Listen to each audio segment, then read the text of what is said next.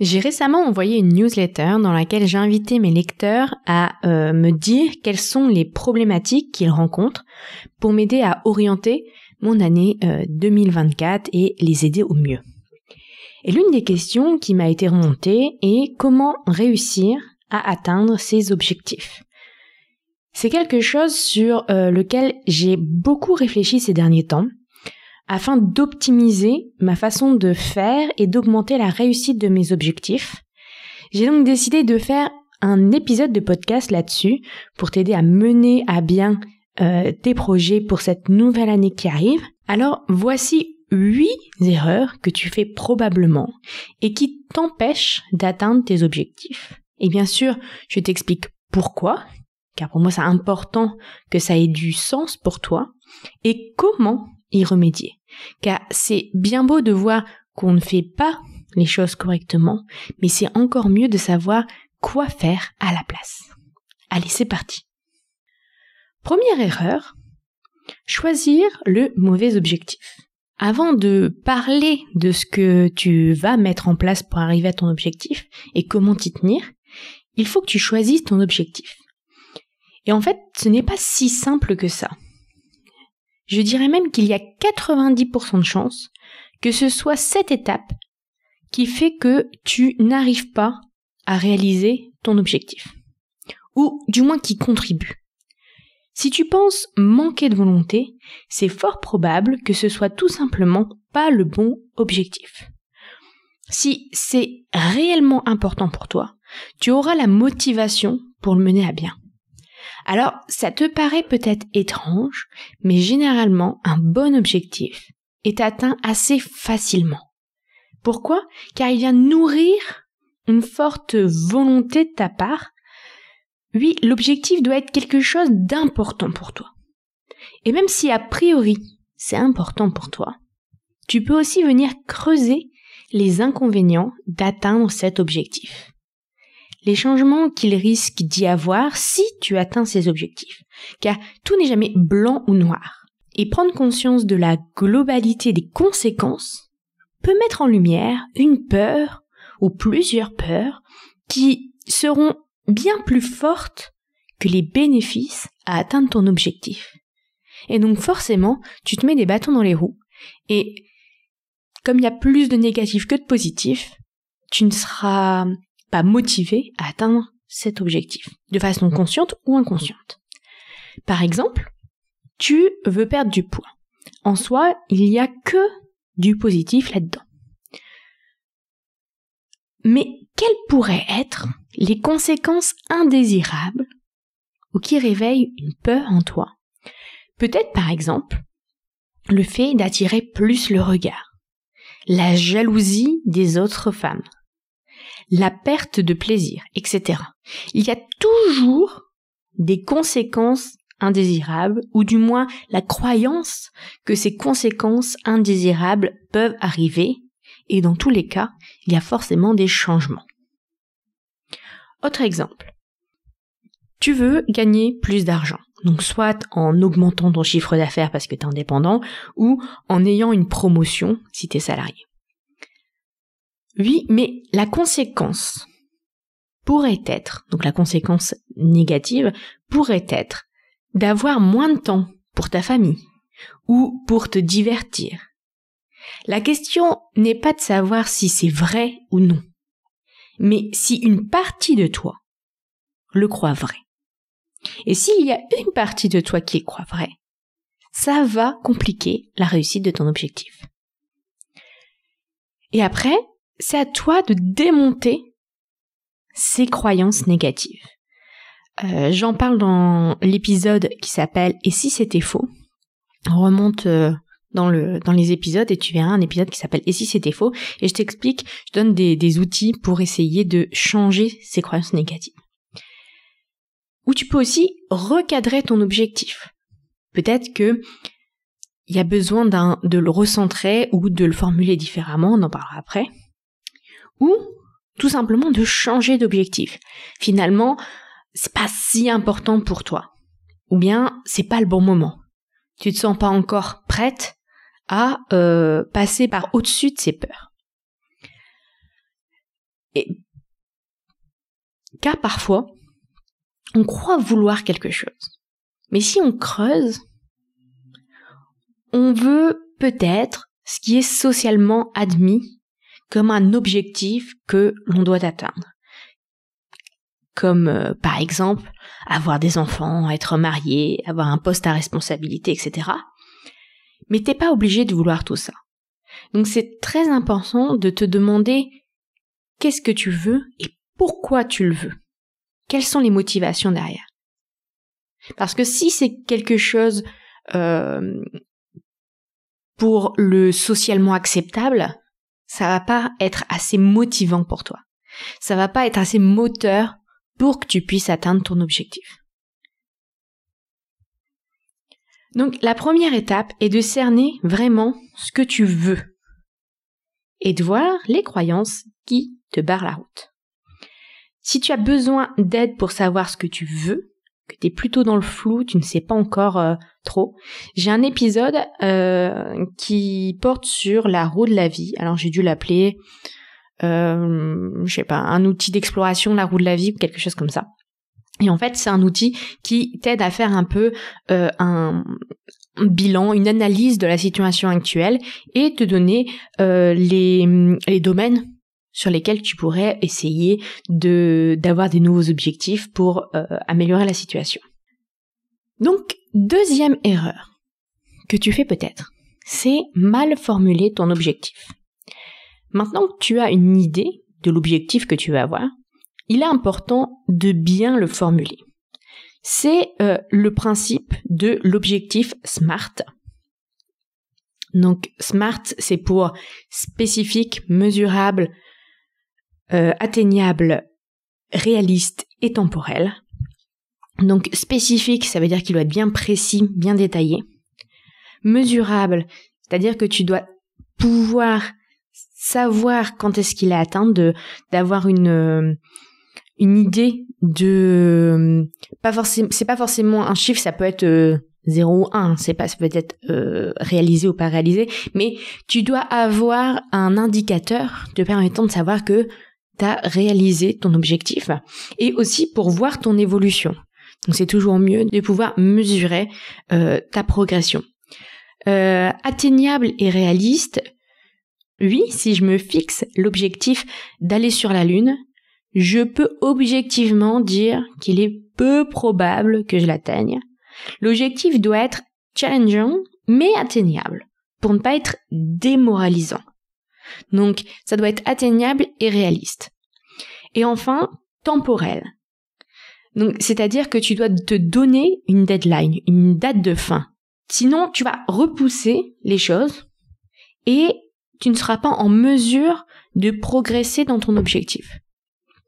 Donc le fait d'avoir une deadline, ça va déjà être motivant pour passer à l'action, mais aussi te permettre d'analyser tes résultats. On en parlera après. Donc c'est important, ces 4 spécificités dans l'objectif. Sinon, tu vas avoir du mal à vérifier qu'il soit atteignable ou à vraiment l'atteindre. Il faut vraiment que tu travailles sur cette formulation d'objectif. Sinon, tu vas peut-être être toujours insatisfaite juste parce que tu n'as pas bien précisé ton objectif. Et j'ajouterai une chose aussi, il ne doit dépendre que de toi. C'est important que l'objectif dépende de toi. Et qu'il n'y ait pas trop de facteurs extérieurs, donc il y a toujours un facteur extérieur, mais que la mesure de l'atteinte de l'objectif soit dépendant de toi. Par exemple, si on reprend l'objectif d'avoir une promotion ou d'augmenter ton chiffre d'affaires, c'est bien, mais selon moi, il y a une variable extérieure trop importante. Ton chiffre d'affaires, ce sera selon si les gens achètent. Donc oui, tu peux le mesurer, mais c'est très dépendant des autres. La promotion, ça peut être très dépendant de ton patron, de l'évolution du marché, des possibilités de ta boîte, etc. Et du coup, tu risques d'avoir une frustration car tu as mis en place des actions mais finalement, le résultat n'est pas là. Donc, c'est bien ce type d'objectif, d'avoir cette volonté d'objectif, mais je pense que le formuler autrement, c'est mieux. Par exemple, ça pourrait être comme meilleur objectif de finir en avance le projet en cours, ou de dépasser les attentes fixées pour l'année en termes de productivité, ou par exemple d'augmenter ton nombre d'articles en vente sur ta boutique en ligne si tu vends quelque chose. Ça peut être aussi de proposer cette année des prestations complémentaires. Donc tu vois, dans ces exemples, tu vas être responsable de la réussite de cet objectif. Bon, il peut y avoir des facteurs extérieurs, mais une grosse partie de l'atteinte de cet objectif dépend de toi. Et oui, il peut avoir comme conséquence l'augmentation du chiffre d'affaires, l'augmentation des revenus, une promotion, un nouveau poste, etc. Mais la récompense par un supérieur ou par l'achat par tes clients, c'est quelque chose d'autre. Toi, tu as fait, entre guillemets, ton job, tu as atteint ton objectif. Et ça, c'est important. Et selon les conséquences, tu peux ensuite revoir ton objectif ou la façon de l'atteindre. Par exemple, si t'as pas eu de promotion alors que t'as tout donné, peut-être change de boîte. Si t'as mis des prestations en ligne et t'as pas eu de clients, peut-être mettre d'autres prestations ou communiquer différemment, etc. Mais ton objectif, ce type d'objectif, en fait, le formuler ainsi, ça dépend de toi. Et après, tu les rends smart, parce que là, j'ai fait vraiment l'objectif sans mettre de temporalité, etc. Mais ça dépend de toi. Et donc, la réussite aussi dépend de toi. Et donc, la satisfaction de réussir sera pour toi. Ainsi, tu es dans le plein pouvoir pour atteindre ton objectif. Et les conséquences qui en découleront ou non, ça, c'est autre chose. Ça va peut-être te permettre de fixer de nouveaux objectifs pour la suite, mais c'est autre chose. Et tu pourras nourrir ton estime de toi en te disant, moi, j'ai atteint mon objectif. Moi, j'ai fait ce que je m'étais programmé de faire, j'ai fait ce que j'avais prévu.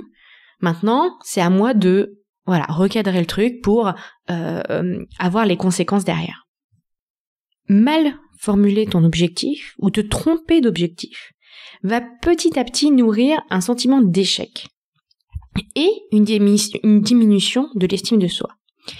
Tu es peut-être déjà dans cette situation-là. Donc si tu es dans cette situation-là, c'est d'autant plus important de te mettre des objectifs qui dépendent vraiment que de tes efforts, entre guillemets, que de ce que tu vas mettre en place.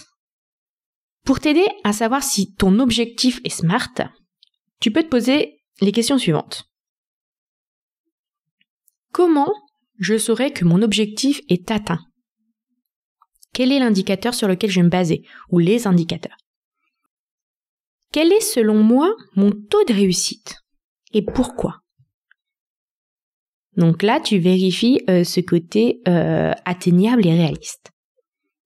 Et enfin, quel temps je me donne pour atteindre cet objectif?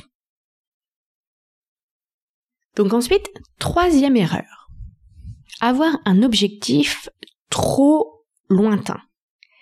Parfois, pour que ton objectif soit réaliste, réalisable, tu vas devoir te donner du temps. Par exemple, si je veux perdre 20 kilos, il est préférable de me fixer une deadline lointaine, mais réaliste, en adéquation avec ce que je veux mettre en place, que de me fixer un mois pour perdre 20 kilos. Sauf que voilà, il est bien d'avoir des objectifs à long terme, donc 5, 10, 20 ans même, mais il faut absolument que tu te fixes à l'intérieur de ces grands objectifs des petits objectifs. Je pense que des objectifs trimestriels, c'est pas mal.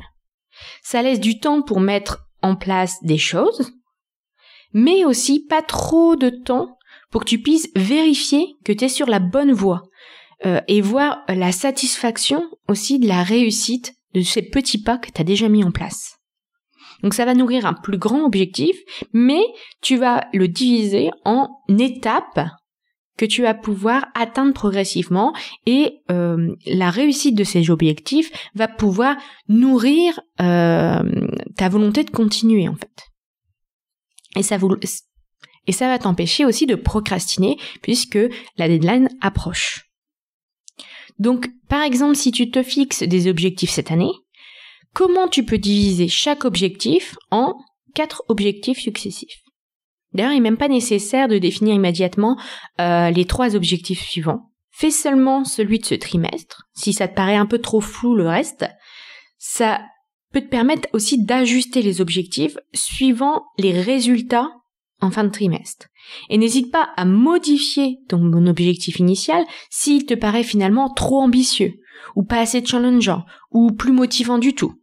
Le but de faire des objectifs trimestriels, c'est justement de vérifier qu'on est aussi toujours intéressé par cet objectif, toujours sur la bonne voie, ou si finalement on pensait que, et non pas vraiment, ou si on était très optimiste et finalement c'est plus compliqué que ce qu'on pensait, ou on avait oublié certaines choses. Et donc du coup ça va prendre plus de temps. Donc il faut peut-être revoir ou la deadline ou la chronologie dans le temps. Donc avoir des petits objectifs, ça va être beaucoup plus stimulant. Tu vas mettre les choses en place maintenant. Tu vas aussi avoir ces petites récompenses de réussite d'objectifs et ça va être un cercle vertueux pour continuer. Et même si tu n'arrives pas à faire ces objectifs, ça va te permettre aussi de recadrer ta façon de faire plutôt que te rendre compte à la fin de l'année qu'en fait, t'as rien fait du tout. 4e erreur, avoir trop d'objectifs. C'est un peu ce qui se passe en janvier. Pleine de bonne volonté, on commence à lister toutes les bonnes résolutions qu'on va mettre en place. Seulement voilà, en juin, il ne reste aucune de ces bonnes résolutions. Et puis encore, on culpabilise et on se rabaisse pour ne pas les avoir tenues. Alors mon conseil serait d'avoir au maximum 3 objectifs. Et c'est déjà beaucoup. Après, si tu veux ajouter des petits objectifs à court terme, tu peux. Mais si tu restes à 3 maximum, tu as plus de chances d'y parvenir.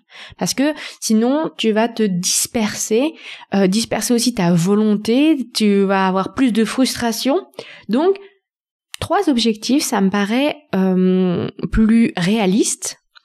On en revient au SMART. Ça me paraît plus réaliste et ça me paraît aussi t'aider à être satisfait de toi. Parce que à trop te fixer d'objectifs, finalement tu vas arriver à rien et rien ne sera terminé, rien ne sera fait et donc tu auras que de la mauvaise estime pour toi, etc. Donc 3 objectifs, c'est déjà beaucoup, 3 objectifs, donc 3 gros objectifs que tu peux diviser en trimestres d'objectifs par exemple pour cette année. 5e erreur. Ne pas avoir de plan de bataille. Être dans le flou. Ça arrive souvent. On a l'objectif de... Alors déjà, on définit pas bien son objectif, il est pas smart. Et puis on a un objectif. Je veux, gagner plus d'argent. Oui, mais tu mets quoi en place? T'as prévu quoi? Quelles sont les différentes étapes? C'est quoi tes petits objectifs dans ça? Déjà, plus il faut définir, etc. Mais il faut un plan de bataille. Si tu as déjà fait tout ce dont je viens de parler, tu es déjà bien parti pour arriver à réaliser tes objectifs. Mais il te manque une chose essentielle, un plan de bataille, un plan. C'est-à-dire, que comptes-tu faire pour y arriver? Tu dois être précis. Tu peux d'ailleurs d'abord lister les tâches que tu penses devoir réaliser pour atteindre ton objectif annuel, par exemple, et ensuite partir de celle-ci pour fixer tes objectifs trimestriels.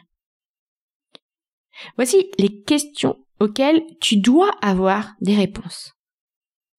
Quelles sont les tâches, les actions à réaliser pour atteindre cet objectif? De quel budget ai-je besoin pour atteindre cet objectif? Parce que, par exemple, tu prévois de changer ton alimentation, il va peut-être falloir revoir ton budget parce que tu vas acheter beaucoup plus de légumes. Peut-être que ça va te demander de dépenser différemment. Et ça, faut que tu y penses. 3e point, quel temps dois-je y consacrer? pour reprendre toujours cet exemple de rééquilibrage alimentaire, tu vas peut-être devoir consacrer plus de temps à cuisiner. Il faut que tu prévois ce temps dans ton emploi du temps. Sinon, ça marchera pas. Et ça va permettre aussi de vérifier que c'est réalisable. Et enfin, y a-t-il des tâches qui dépendent les unes des autres ? Par exemple, si tu as pour objectif de rénover ta pièce de vie, il va y avoir différentes étapes successives, mais elles sont presque toutes dépendantes l'une des autres. Donc, il faut bien avoir fini la première pour passer à la suivante. Donc, si tu décales une tâche ou si tu prends du retard sur une tâche, ça va décaler tout le projet. Donc ça, c'est important d'avoir conscience de ces différents éléments par rapport à ton plan de bataille. Donc, tu vas obtenir ainsi un plan détaillé avec une suite précise d'actions. Alors, t'es pas obligé d'en avoir 10 millions, hein, mais tu as des actions précises à faire, à mettre en place. Et cela te permet aussi de vérifier la faisabilité de ton objectif. Parce que parfois, oui, on a l'impression qu'il est smart, notre objectif, et quand on commence à dire « Ah, ça doit nous prendre tant de temps. Ah, ça doit nous prendre tant d'argent. Ah, ça va me demander de mettre telle action en place, mais là, techniquement, ça va pas être possible cette fin d'année parce que j'ai tel empêchement. » Ça va te permettre de vérifier que c'est bien réalisable. Aussi, on peut se rendre compte à cette étape qu'on a été peut-être un peu trop optimiste sur la deadline, sur la réussite, et que finalement, ça risque de prendre plus de temps, ou il faudrait peut-être revoir un peu notre objectif à la baisse, ou au contraire, à la hausse. Et avec une liste d'actions précises, tu passes immédiatement à l'action. Parce que souvent, le problème, c'est que avec les bonnes résolutions en l'air, tu ne fais rien. Donc là, tu as des actions qui te mènent à ton objectif. Tu as un programme à suivre. Tu as un plan de bataille. Cela va te permettre de prioriser aussi ton objectif dans tes choix. Si ton objectif est bien une priorité pour toi, tu vas faire des choix qui vont dans le sens de cet objectif. Et en ayant, par exemple, en sachant le budget que tu dois y allouer, en sachant le temps que tu dois y allouer, tu vas prendre les choix te permettront d'avoir ce temps, d'avoir ce budget, etc. Et c'est pour ça aussi que si tu mènes trop d'objectifs de front, ça va être compliqué d'associer tous ces plans de bataille. Donc fais bien ces plans de bataille pour chaque objectif, et après regarde aussi si ça concorde dans le temps que tu peux, ou l'argent que tu peux, ou les compétences, les connaissances, les capacités physiques pour faire tes objectifs. Sixième erreur, ne pas anticiper le manque de motivation ou les distractions. Généralement, on commence, on dit c'est bon là, je suis vraiment motivée. Par exemple, je vais faire 2 fois par semaine du sport. Ouais, là, je suis motivée. Et tu le fais. Et puis, arrive par exemple l'hiver, et puis commence à faire plus froid. T'as pas envie d'aller à la salle de sport. Ou, t'as pas la voiture, donc, tu vas pas aller à la salle de sport, bon, tu vas rien faire. Ou, ouais, là, j'ai pas trop le moral, je vais plutôt faire autre chose qui va me remonter le moral, qui va me faire du bien tout de suite. Il va forcément y avoir, au cours de ton objectif, souvent, au cours de cet objectif, des baisses de motivation ou des distractions qui vont te faire un peu dévier de ton objectif.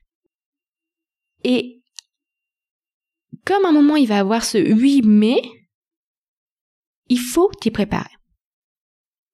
Si je prends l'exemple du sport, ça peut être oui, mais j'ai mes règles et j'ai mal au ventre, finalement je vais pas le faire cette semaine. C'est pas grave, c'est qu'une semaine. Tu peux soit décider de base, dans ton objectif, de ne pas faire de sport à ce moment-là. Mais à ce moment-là, tu l'as décidé. Et donc, t'es pas en train de faire un écart dans ton plan de bataille. C'est prévu déjà comme ça. Ou tu peux aussi prévoir de réaliser une séance de yoga doux, d'étirement, de te dire que l'essentiel c'est de bouger mon corps. Il y a aussi une autre excuse qui arrive souvent. Oui, mais j'ai pas le temps. Donc, là, si je reprends l'exemple du sport, tu peux te préparer à cette éventualité qui va forcément arriver et voir comment tu peux faire pour optimiser ton temps. Peut-être avoir ton matériel déjà prêt ou le préparer la veille, comme ça, tu sais que c'est déjà prêt, tu vas pas perdre de temps. Même si t'es restreint en temps, tu auras le temps de le faire. Tu peux le fait d'avoir déjà sur toi, d'être porté déjà une tenue confortable. Tu peux te caler ton temps de sport sur un créneau que tu sais généralement toujours disponible, ou commencer ta journée par le sport. Voilà, il y a plusieurs situations que tu peux déjà anticiper. En fait, il faut réfléchir en termes de si il y a ça qui arrive, alors comment je vais réagir? Si j'ai des douleurs, alors je fais une séance d'étirement. Si je n'ai pas le temps le midi, alors je fais ma séance avant de manger. Si j'ai envie de regarder ma série télé, alors je la regarde en faisant du tapis de course. Et plus tu vas prévoir ces si alors, plus tu vas pas te poser de questions, parce que quand la situation va te présenter, tu vas faire ce que tu as écrit dans alors. Recherche les distractions qui peuvent te mener à ne pas faire les tâches que tu t'es fixées et trouve une parade à mettre en place. Ainsi, quand ça se présentera, tu n'auras même pas à réfléchir à quoi faire, tu as déjà la réponse. Et tu n'auras pas aussi ce sentiment d'échec ou d'écart puisque tu auras, encore une fois, suivi le plan que tu t'étais fixé. C'est vraiment important de penser à ça pour éviter de se morfondre, de culpabiliser quand tu ne réaliseras pas une tâche ou que tu n'en auras pas envie. Par exemple, si tu mets en place un rééquilibrage alimentaire, il te faut absolument penser au moment où tu seras invité chez des gens, au moment où ce sera les fêtes, etc. Et tu sauras ainsi comment tu décides de rebondir quand ces situations se présenteront à toi. 7e erreur, ne pas savoir où tu en es. Il est très important de planifier des évaluations de tes objectifs, d'autant plus si l'échéance est lointaine. Donc, des petites auto-évaluations en cours de chemin.